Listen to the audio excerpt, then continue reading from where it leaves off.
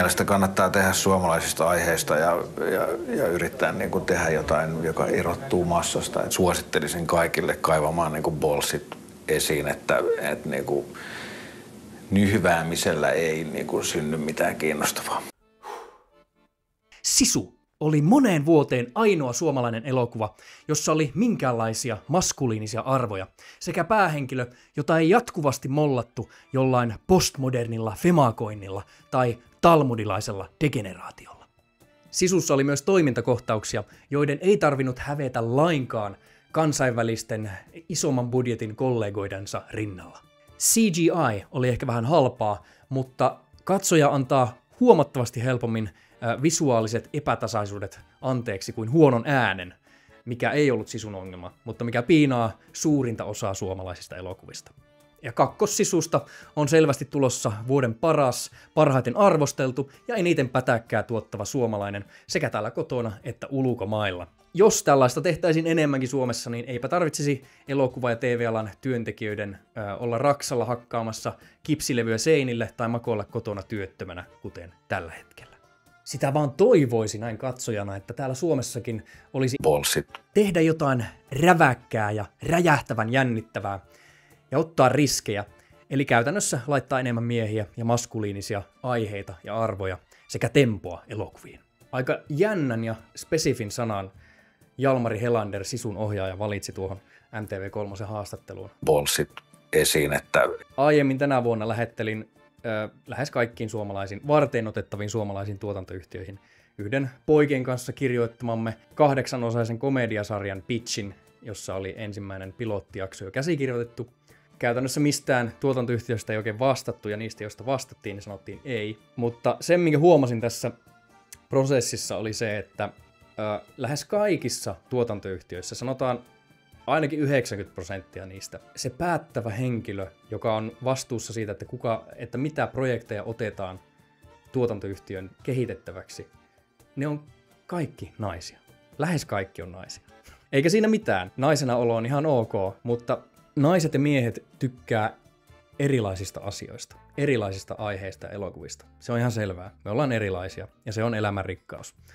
Mutta jos päättäjät on naisia, niin sitten saadaan vain yhden tietynlaisia elokuvia. Ei saada niitä maskuliinisia elokuvia, jotka tällä hetkellä näyttää tuottavan aika hyvin rahaa. Onko se pakollista, että jokainen elokuva tuottaa rahaa? Ei, mutta jos puhutaan kaupallisesta alasta, joka tällä hetkellä on täysin riippuvainen verotuista, niin kyllähän sen pitäisi jollain tavalla tukea sitten niitä maksajia, tuottaa niille maksajille jotain arvokasta. Jos elokuva-ala on terve ja tuotantoyhtiöt tekevät tuottavia tuotteita, niin sitten heillä on varaa myös tehdä niitä taideelokuvia, jotka ei välttämättä ole niin budjettiystävällisiä. Mutta ei se kulttuuri sanana pelkästään tarkoita vaan jotain sellaista, mitä käy katsomassa 15 ihmistä. Ei siinä ole mitään järkeä, siinä vaan maksetaan tyhjästä. Jos nämä tuotantotuet ja kehittämistuet ja käsikirjoitustuet on vaan joku semmoinen harrastetuki muuten työttömille elokuvan tekijöille, niin sitten se on työttömyysturva. Hyväksyttävän verotuksen idea on sellainen, että siitä hyötyy mahdollisimman moni. Ja mitä pienempiin marginaaleihin mennään, sitä suuremmaksi muodostuu kysymys, onko tämä oikein. Että me otetaan tuolta jätkältä, joka tekee vapaaehtoisesti duunia, saa palkkaa, me otetaan siltä rahaa ja rahoitetaan ton toisen harrastusta. Koska se on kuitenkin viime kädessä parveton harrastus. Se ei ole työtä. Miksi teollisuuden alana sä hylkäisit 50% sun yleisöstä, jotka on miehiä, vaan sen takia, että voidaan hyvesignaloida joillain sosiaalisesti, yhteiskunnallisesti tärkeillä aiheilla, joita voidaan sitten näyttää jossain EU-komissiossa, että tällaisia me olemme tehneet, ja oletteko te meistä ylpeä nyt? Täällä Suomessa meillä on semmoinen malli, että sä voit saada jopa lyhyt elokuviin yli 150 000 euroa. Elokuviin, joilla käytännössä ei ole minkäänlaista markkinaa olemassa. Ei kukaan katso lyhyt elokuvia. Ne on aina ollut kautta aikain semmonen harjoittelualusta uusille tekijöille. Ei se vaadi niin paljon rahaa, sä voit muutamalla tonnilla tehdä lyhyt elokuvan, se on ihan fine. Ja siinä on juuri se arvokas asia, että siellä sä opit, miten kaikki asiat elokuvan tekemisessä, miten se prosessi menee. Sä opit niitä elokuvia tekemään ja sitten voidaan nostaa budjettia, kun katsotaan, että okei, kaverilla on taidot kasassa.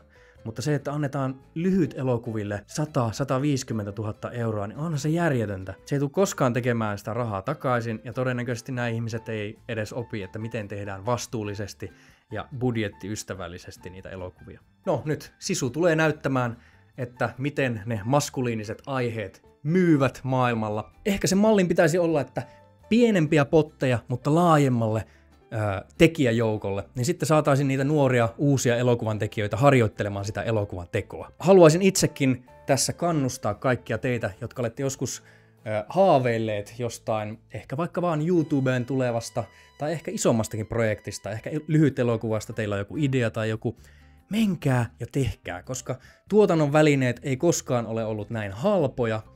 Kamerat on äärimmäisen halpoja nykyään, elokuvan tekijät on tällä hetkellä työttömänä, joten niitäkin saa aika halvalla palkattua. Itsekin tänä kesänä käsikirjoitin, ohjasin ja tuotin tällaisen Postmortal-nimisen elokuvan, joka jossain vaiheessa ehkä tällekin kanavalle tulee. Minä maksoin sen omasta pussistani, muutamalla satasella se tehtiin.